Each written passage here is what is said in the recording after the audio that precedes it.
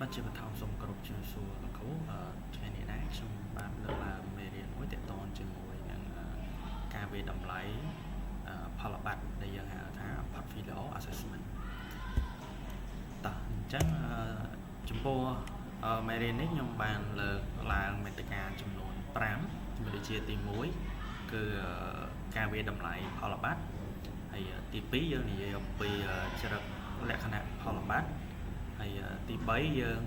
និយាយអំពីគុណសម្បត្តិនិងគុណវិបត្តិនៃការប្រើប្រាស់ផលបត្តិហើយចំណុចទី4គឺយើងនឹងទៅស្គាល់អំពីប្រភេទនៃផលបត្តិផលបត្តិនោះមានប្រភេទអីខ្លះហើយចំពោះចំណុចទី5ចុងក្រោយរបស់យើងគឺជាការរៀបចំនិងការអនុវត្តការវិតម្លៃផលបត្តិរបស់យើងចឹងឈានចូលទៅដល់ចំណុចទី1របស់យើងគឺការវិតម្លៃផលបត្តិចឹងសួរថាតើការវិតម្លៃផលបត្តិហ្នឹងគឺជាអីគេចឹងខ្ញុំឲ្យយំម្លេះកន្លែងថាការវិតម្លៃផលបត្តិគឺជាដំណើរការនៃការប្រមូលនិងវិតម្លៃកិច្ចការឬក៏ផុសតាងការសិក្សារបស់សិស្សហ្នឹងក្នុងរយៈពេលណាមួយដើម្បីពិពណ៌នាអំពីការខិតខំប្រឹងប្រែងរបស់គាត់អំពីវឌ្ឍនភាពរបស់គាត់ឬក៏ការសម្រេចសមិទ្ធផលក្នុងមុខវិជ្ជាណាមួយឬក៏ក្នុងរយៈពេលណាមួយចឹងទៅអញ្ចឹងកន្លែងនេះបានន័យថាយើងត្រូវតែប្រើប្រាស់ការវិតម្លៃផលបត្តិនេះគឺដើម្បីប្រមូលផុសតាងដូចជាលទ្ធផលនៃការសិក្សារបស់គាត់ហ្នឹងមកពិពណ៌នាតើគាត់ហ្នឹងមានការខិតខំប្រឹងប្រែងបែបណាមាន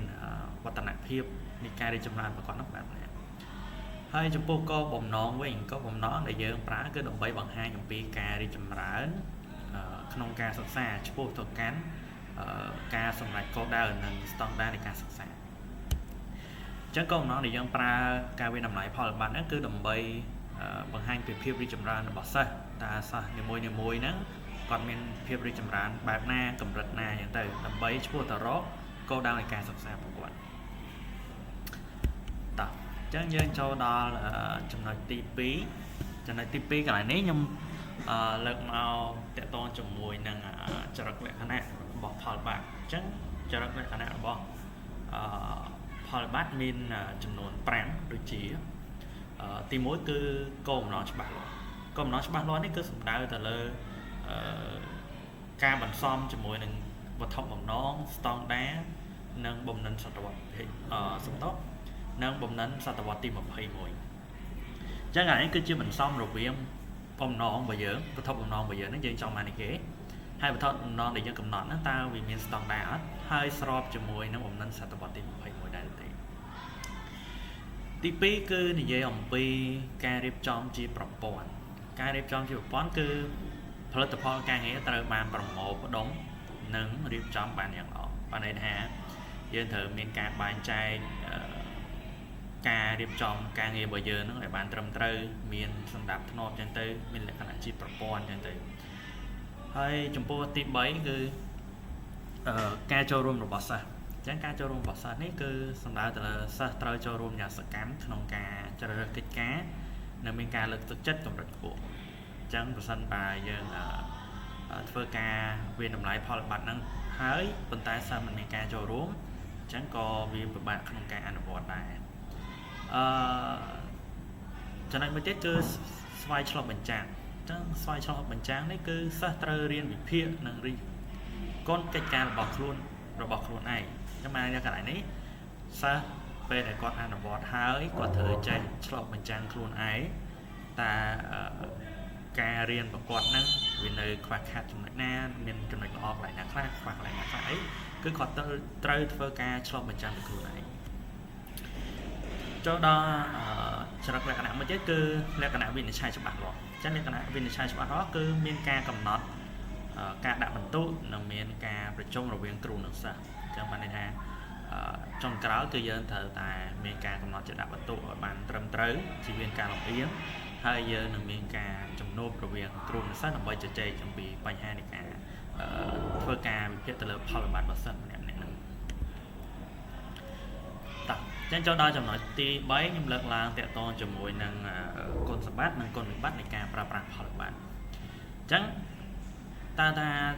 côn sập bát năng côn bát này ca pra họ bát nó miền này cái khác trái tim mũi côn sập bát trái chụp côn sập bát này ca pra họ bát nó tim mũi cứ chấm rốn xoay về đầm lầy năng ca về đầm lầy ban sáng cả tí pí cứ dân bằng ca lực thực chất năng phát đó từ lời chụp nói kháng rồi bỏ xa chẳng nó phải để dân pra ca về đầm lầy họ bát nó tới cứ việc bằng ca lực thực chất đó sát năng ở xa nó khát khom răng rài từ một tiền hay mới tiết cứ miền phía bọt bán ta mà dú ta một chiếc năng lực biệt biệt bọt xa chẳng thầm mà nó phải để dân bên lại phò mát chẳng sao mà nè cứ ăn ai đôi kia thì hay vô cùng rất thân ấy còn viên ai đôi kia được ở đây chẳng và sau bây giờ bên lại phò mát thân tim mũi hay dân bên lại phò mát thân tim bấy chẳng cứ bán nó bị ăn đôi kia thì mới tiết cứ bắt đầu phò tàng chạy đáy sầm rạp bằng hai đo bóng đại chẳng phải để dân bán phở ca bên lại phò mát đang tới cứ giờ bằng hai tí tập hiệp bỏ sáng chạy đáy mà đâm bay dân về để dân từ chấm nuột nạp ship 3 rồi dân tập rạp nạp ship 3 ấy cứ ở con đăng vì con và quán thà ta thành việc con và quán nơi cầm vật ná ca riêng và quán nó nhận vậy cho nên phải để dân bán phở ca pra về làm lại phò mát tới cứ giờ nguyên hiệp ngày số nào đo phò tàng ba lỗ chạy lẹ mỗi đồng bay bằng hai đồng trong này con việc bắt vớiคือយើងត្រូវការបណ្ដុះបណ្ដាលគ្រូនិងចំណាយពេលច្រើនក្នុងការរៀបចំអញ្ចឹងកន្លែងនេះប្រសិនបើគ្រូដែលគាត់ពុំដែលបានយល់ដឹងអំពីការវាតម្លៃផលបត្តិទេយើងត្រូវការបណ្ដុះបណ្ដាលបន្ថែមទៀតប៉ុន្តែប្រសិនបើគ្រូនឹងគាត់បានធ្លាប់ដឹងឬក៏ធ្លាប់បានទទួលការបណ្ដុះបណ្ដាលហើយដូចជាមិនបញ្ហាទេតែមួយទៀតយើងត្រូវចំណាយពេលច្រើនក្នុងការរៀបចំអញ្ចឹងផលបត្តិការវាតម្លៃផលបត្តិមួយយើងវាតម្លៃទៅលើសិស្សម្នាក់ៗចឹងឧទាហរណ៍ថាក្នុងសាលាមួយហ្នឹងមានសិស្សច្រើនយើងត្រូវការចំណាយពេលវេលាច្រើនដើម្បីរៀបចំឲ្យបានគ្រប់ចំនួនសិស្សទាំងអស់ចឹងទី2គឺពិបាកក្នុងការដាក់បន្ទុកឲ្យមានភាពជឿជាក់បាទចឹងកន្លែងនេះធម្មតាដែលយើងដាក់បន្ទុកទៅវាអាចនឹងមានភាពលំអៀងឬក៏លោកគ្រូខ្លះគាត់អនុវត្តទៅគាត់ដាក់បន្ទុកមិនស្មើភាពអីអាហ្នឹងវាខ្វះភាពជឿជាក់ទៅវិញទៅមកមួយទៀតគឺឪពុកម្ដាយអាចមានការពិបាកយល់អំពីលទ្ធផលនៃផលបត្តិអញ្ចឹងធម្មតាណាព្យាបាលខ្លះគាត់ពុំដែលដឹងស៊ីជម្រៅទៅលើផលបត្តិហ្នឹងអីគេទេពេលខ្លះគាត់មិនដឹងថាផលបត្តិគឺជាអីមកអញ្ចឹងដល់ពេលដែលយើងធ្វើការវាតម្លៃផលបត្តិហ្នឹងទៅឪពុកម្ដាយហ្នឹងគាត់ពិបាកនឹងយល់ពិបាកនឹងដឹងថាតើគោលបំណងនៃការវាតម្លៃផលបត្តិរបស់យើងហ្នឹងអីគេហើយយើងវាតម្លៃធ្វើអីអញ្ចឹងឥឡូវនេះគឺជាគុណវិបត្តិមួយដែរអញ្ចឹងដើម្បីឲ្យដំណើរការផលបត្តិនេះទៅបានយ៉ាងល្អយើងត្រូវតែជជែកជាមួយអ្នកព្យាបាលហើយអំពីគោលបំណងដែលយើងវាតម្លៃផលបត្តិហ្នឹងតើយើងវាតម្លៃទៅលើអីហើយលទ្ធផលបន្ទាប់យើងគឺជាអីគេ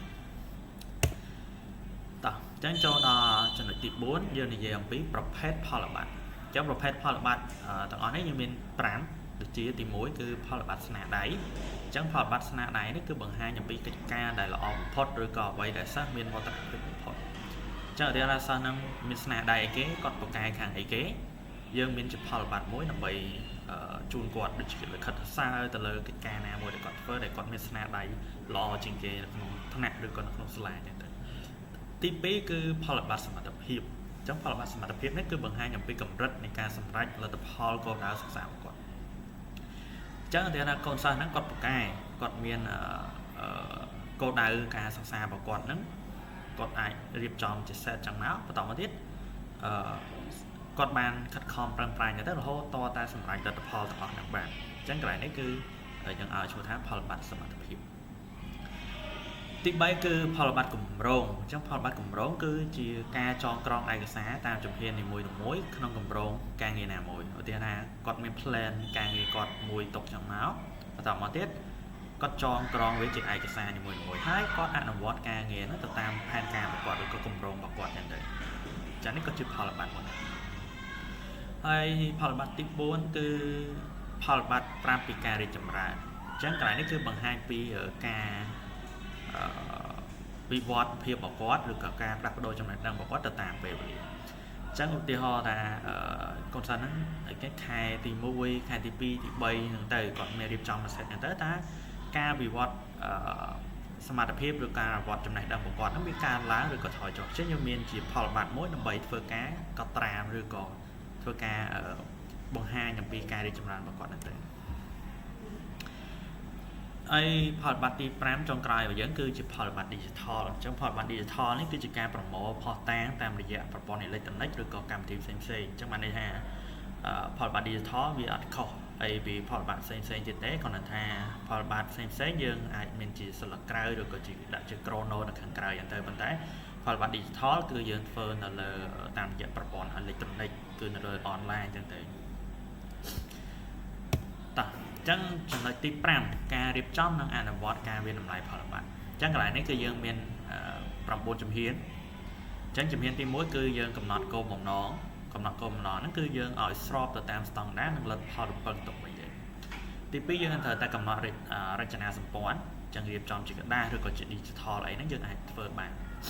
ที่ใบคือกำหนดคลำซาจังยังกูจะเริ่มกำรูกับการนามุ้ยดำใบดับมันโจนที่4คือกำหนดการแน่นอนจังบังการลักษณะวินิจฉัยสำหรับการดับบรรทุกในสมัยฉลองมันจังที่5คือยังเป็นนัดล่างไว้จุดหมายสัตว์จังมาในทางนำไปได้ยังอันบอดวิเธอเป็นนัดล่างไว้เธอเป็นโยหรือก็บางแห่งอย่างที่ฮอตสัตว์ชีวิตสัตว์เมนกาพรจะล้อมหรือก็กอดไม่จำลองอะไรนะไอ้ดำใบยังเป็นโยแต่กอดการติดฉบับถ้าการเป็นน้ำลายพอลบัตนั้นยังเตรียมเตียอีกครั้งให้กอดเฟยอีกครั้งที่ประมวลคือยังดักคลำซานี่ยังกำหนดจำนวนกำรูไก่แตงก้าหนึ่งเนี่ยจะเริ่มอาจจะรู้หรือสั่งที่ประปีคือยังเวทน้ำลายสไลเวทน้ำลายในบอสซัจังบางเรียนไหนซะเอาใจชอบเป็นจังปีครูไหนรอเคยในจำนวนครั้งบอกครูไหนให้หนึ่งรอเคยจำนวนซอยบอกครูไหนการครูไหนครั้งขาดไหนไหนยังบางเรียนไหนซะใจชอบเป็นจังในครูไหนหรือก็ยังหาทางคอยก็สไลเวทน้ำลายในครูไหนจำนวนที่8คือการเวดำไลរបស់គ្រូចឹងយើងប្រើជាតារាងបញ្ជីត្រួតពិនិត្យចឹងទៅឬក៏យើងផ្ដល់ជាមតិកែលម្អនៅពេលដែលយើងវាតម្លៃទៅសិស្សហ្នឹងយើងផ្ដល់ជាមតិកែលម្អត្រឡប់ទៅគាត់វិញគាត់ធ្វើបានល្អប៉ុណ្ណាគាត់នៅខ្វះចំណុចណាអីយើងផ្ដល់មតិគាត់ហើយចុងក្រោយគឺយើងត្រូវតែមានកិច្ចប្រជុំរវាងគ្រូនិងសិស្សឬក៏យើងហៅថាជំនួបរវាងគ្រូនិងសិស្សហ្នឹងគឺដើម្បីវិភាគសាពីវឌ្ឍនភាពនិងរៀបចំផែនការបន្តទៀតចាំបានណាក្រោយពីយើងវាតម្លៃផលបានហើយយើងវិភាគសាពីវឌ្ឍនភាពរបស់គាត់ការសិក្សារបស់គាត់នឹងរីកចម្រើនបានកម្រិតណាហើយគាត់ត្រូវធៀបផែនការនិងរៀបចំផែនការដោយម្ដេចដើម្បីត្រៀមទៅគោលដៅបន្តទៀតឬក៏យើងអាចថាការសិក្សានៅជំនាញបន្តទៀតទៅចឹងអាចប្រើរយៈពេលប្រហែលជា10ទៅ5នាទីអីចឹងទៅតាមជាក់ស្ដែងបាទអញ្ចឹងចំណុចនៃការធ្វើបទបង្ហាញរបស់ខ្ញុំគឺមានតែប៉ុណ្្នឹងទេបាទ